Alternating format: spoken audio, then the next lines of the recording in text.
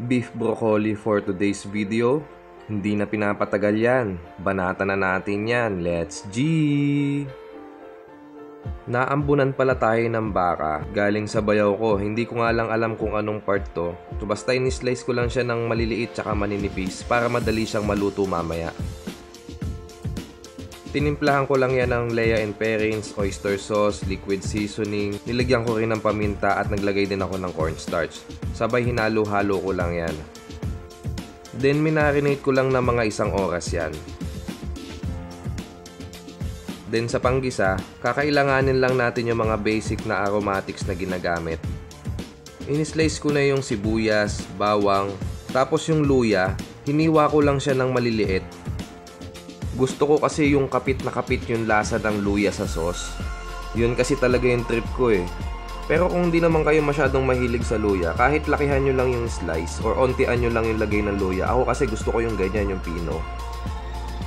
Tapos sinunod ko na yung broccoli. Ang sarap sana kumain nito madalas. Ang mahal-mahal lang kasi. Ang ganda kasi ng benefits nito sa katawan natin. Mataas kasi ito sa sa fiber, pati sa vitamin C. Kaya maraming benefits to sa katawan natin. Sa paggisa, inuna ko lang yung luya, tapos susunod ko na yung bawang tsaka sibuyas. Madali ang luto lang yan. Tapos kapag ka nagtatranslucent na yung sibuyas natin, susunod ko na yung minarinate na baka. Ginisa ko lang yan ng ginisa ng mga 3 minuto para naman ma-fry siya ng onte bago ko lagyan ng tubig.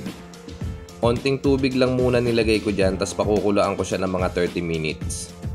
Habang pinapakulo ko yan, tinitingnan-tingnan ko, sinisilip-silip ko baka kasi matuyo.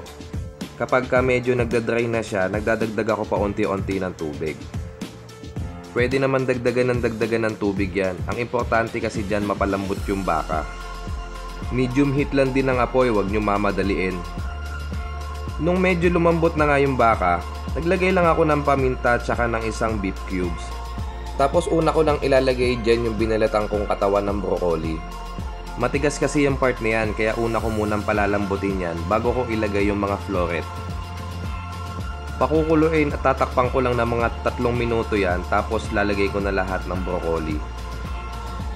Hahaluin ko lang ng hahaluin yan, tapos hinabulan ko pa pala yan ng onting tubig para naman medyo saucy yung dating ng beef broccoli natin, hindi tulad niya na medyo dry. Tapos sinimmer ko lang yan ng mga 2 to 3 minutes para naman malutong-lutong pa yung broccoli kapag kakinain.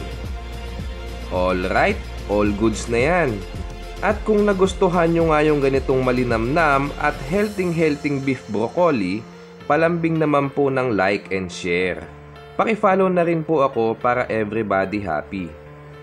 And soon, mag-upload na rin tayo sa YouTube channel natin. Alright, hanggang dito na lang. Ilabas na ang bahaw. Bye-bye!